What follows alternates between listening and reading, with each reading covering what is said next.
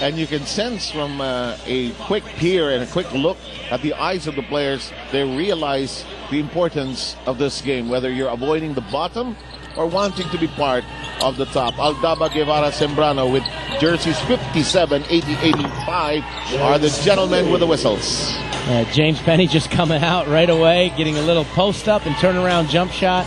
You do not want to see him get hot. He is scary when he gets hot if you're Ginebra. And immediately, the first touch of the ball by Barangay Ginebra, they watched the play and second possession right away for Coca-Cola. Good hands in the post there by Mark Talan, just reaching in and snapping that ball right off of Noel's leg.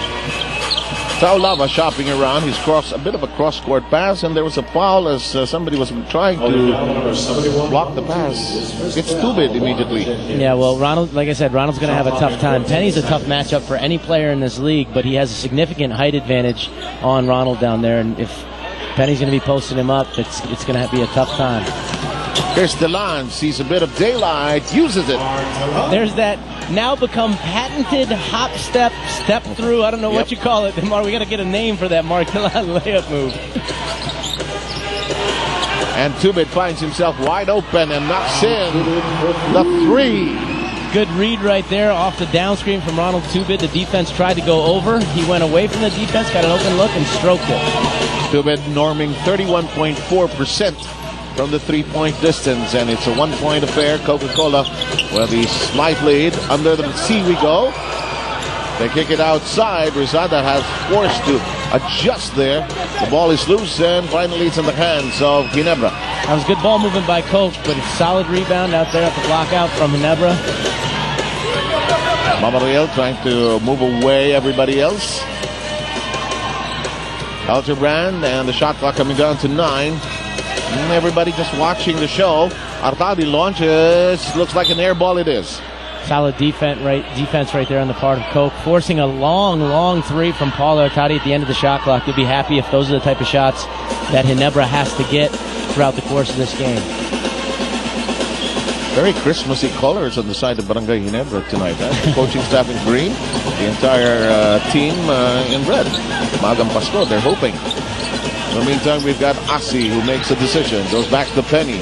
Shot clock winding down to 5. What will they do with the basketball? They go inside. Why not? Delan. Oh, he got it. Just nice ball movement from the three biggest players on the Coca-Cola team. Penny off the Asi pick and roll. Hits Asi, who hits Delan's ceiling. Good execution from Coke.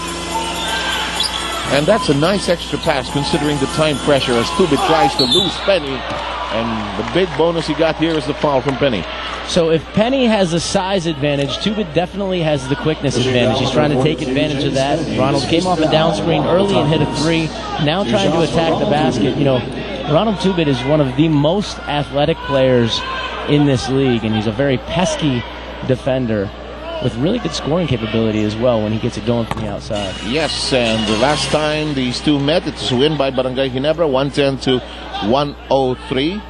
And it's a good time for me to thank you, Gatorade, the official drink of the PBA. Is it in you? It is a question I ask myself every day. I have a feeling after the end of this game, both of these teams are going to be needing some Gatorade. Lots of it. And 73% shooter from the free throw line.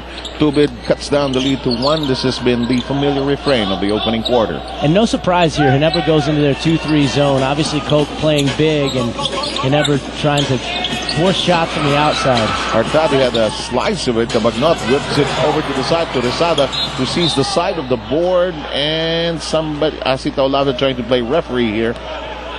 Great challenge by David Noel. You just see his athleticism getting out there on that Rizada 3. Not fouling the shooter, but getting a piece of that shot. Game clock of 9:19. Shot clock down to 3. Taulava will launch his version of a 3. Just a bit offline, and Noel nearly forgot that Mamaril was his teammate. But you like that if you're a coach. Both the guys did an excellent job, as Mamaril does an even more excellent job as he finds the hoop. Textbook pick and roll execution right there. J.J. Heltebrand, who is number 2 in the league in assists, executing that pick and roll, finding Billy going to the basket. Asi Taulava goes to Cabagnot, and Coca-Cola likes to swing this basketball around. And their shot clock now coming down to 6. The zone giving them a bit of a problem, trying to look for the best shooter. Asi launches. It's a hook shot, that's actually an air ball. Great defensive possession by Ginebra, and I like Coach Jones' decision to go to this 2-3. You know, Coke shoots the lowest percentage of any team in the league from three-point range. They're shooting 27% from the three-point range. And a lot of times as a coach, you just got to play the percentages, so that 2-3 has been effective in the first few possessions they've employed it. And Alex's last comment gives you an idea of how the coaches take a look at the numbers and employ and create the strategy that may be employed in the course of the battle. So those numbers aren't just there for show or for interesting reading when you have nothing else to do. Or you're sick and tired of watching the tape. They actually look at the numbers. As Noel had a slice of that, Hildebrand looked at the defensive line. Kalan was a step late.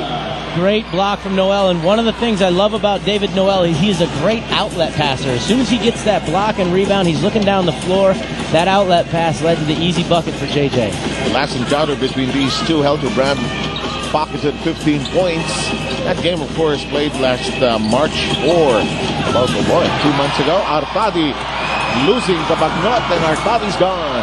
That's exactly what you don't want to have happen, Seb. If you're Coke, you don't want to get turnovers and get Ginebra getting early, easy baskets, getting this crowd into it. And forcing this early timeout by the Coca-Cola Tigers. 7:36 in the balance. Let's teach Richard Del Rosario how to read this plug. It is not the Harlem Globetrotters live in Manila.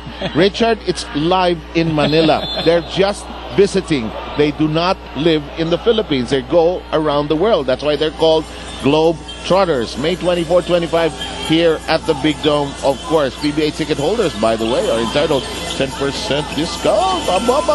Swerte, no? Just present your PBA ticket at any Ticketnet outlet. Can you imagine Richard's face when he was saying that yesterday, reading that plug? 6 seconds. Completely. Ano ba? Nakatira pala dito mga Globetrotters. Alex is still laughing, ladies and gentlemen. We need a time. Patricia, please save us. He's falling apart. That's okay, and he can listen to this report on Coach Jong and what he said. He says that 8 wins doesn't get them to their goal. They have to get to 9 wins with 2 games left. So it's a must-win situation for the Barangay Ginebra Gin Kings, and they're doing everything in their capacity to survive in this ball game. That's right, they're playing a survival ball game, and for that, their keys to winning include with Asita Lava playing well and Penny getting numbers on offense and defense. The Kings really have to contend with their size. Across the board, they're also big, but no one is 6'9" on their lineup. So another point Coach Jong also shared was that their guards cannot relax and be complacent in this ball game, and they're showing a lot of energy at the start of this battle. Back to you guys.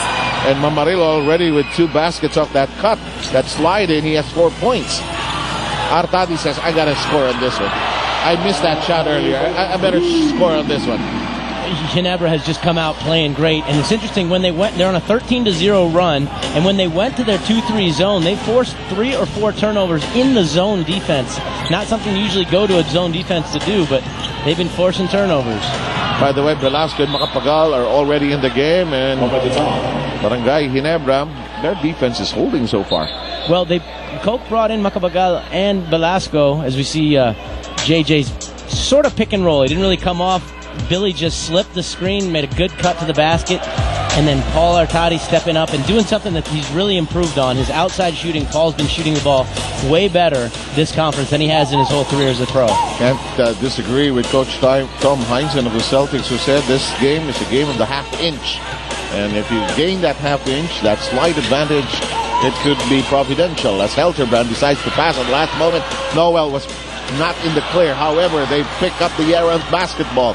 Here's Tubid, looks at the situation. Hildebrand launches, and hits the back iron. There's a scuffle inside. Penny clears the mess.